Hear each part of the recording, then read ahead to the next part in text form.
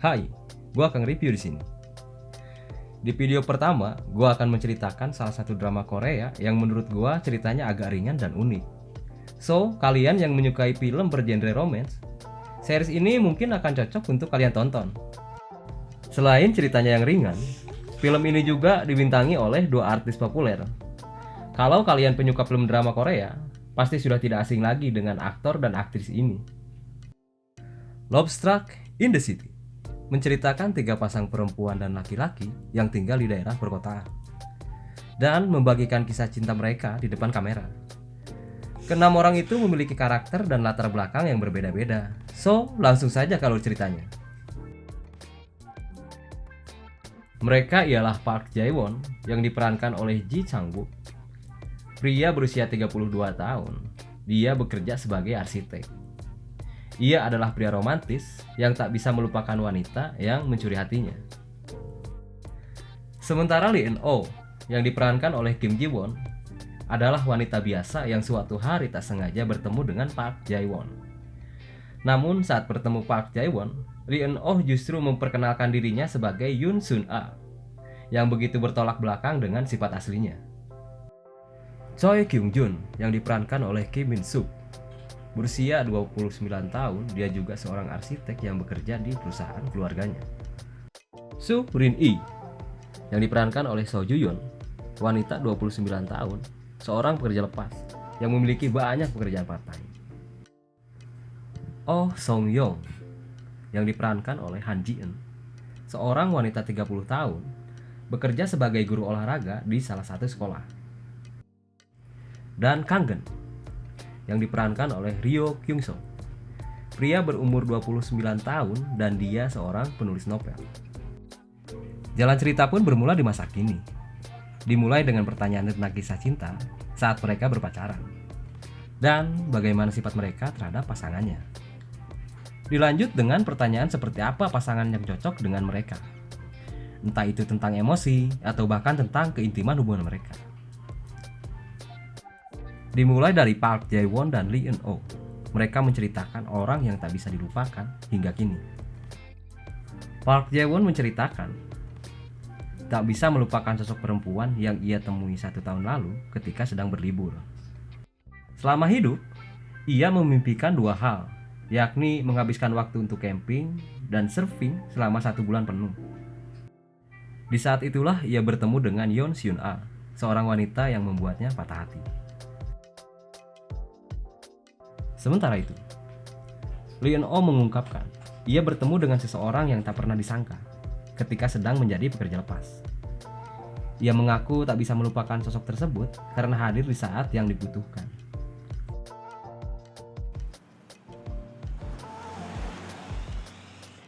Scene pun berpindah ke Seon-ah yang menjemput Jae-won di bandara. Karena kepribadian Seon-ah yang eksentrik dan periang, serta tingkah randomnya yang membuat penasaran, membuat Jae-won terpesona pada pandangan yang pertama. Berlanjut dari Seon-ah yang bertanya kepada Park Jae-won tentang alasannya berlibur.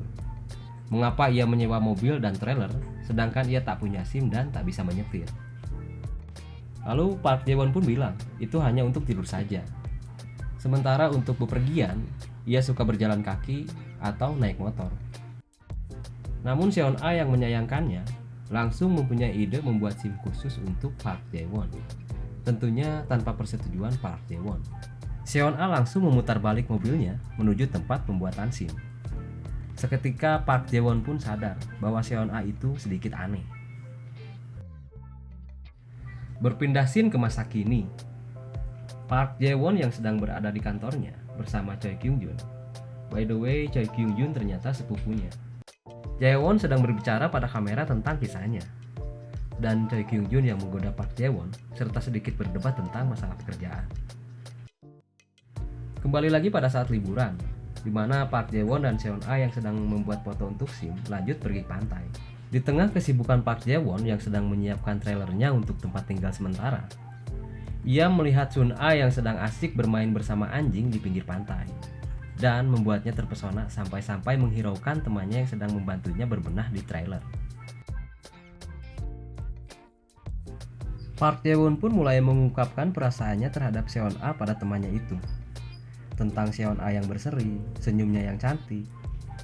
Temannya yang mengiyakan hal tersebut menjelaskan bahwa dia dan istrinya sering tertawa karenanya belakangan ini. Temannya mulai bercerita tentang asal-usulnya, di mana ia dibawa oleh seorang peselancar dan ditinggalkan begitu saja. Sontak Park Jae-won pun terkejut. Bagaimana seseorang bisa meninggalkan gadis si ceria dan si cantik itu? Lantas temannya menyarankan untuk membawanya ke Seoul, tapi harus disterilisasi dahulu. Park Jae-won merasa bingung. Ternyata temannya salah sangka, menganggap Park Jae-won sedang membicarakan anjing, bukan Seon A. Malam pun tiba di kedai Rara yang dipenuhi pelanggan, dan Seon A yang sedang melayani para pelanggan kedai dengan begitu ceria, membuat Park Jae-won pun makin terpesona. Lalu Rara si pemilik kedai membuat permainan untuk para pelanggan. Singkat cerita, Park Jae-won yang masuk final permainan. Park Jae-won yang mengikuti permainan dan masuk final menarik tangan Seon A untuk masuk ke dalam permainan. Sementara Seon A yang ditarik tangannya oleh Jae-won hanya bisa pasrah dan menatap Jae-won. Hingga Jae-won pun menjadi juaranya. Diiringi dengan kembang api, suasana pun kian menjadi romantis. Dan dari sinilah benih-benih cinta keduanya mulai tumbuh. Ditutup dengan pendapat para peserta wawancara tentang kisah cinta Park Jae-won dan Yeon Seon A di akhir episode.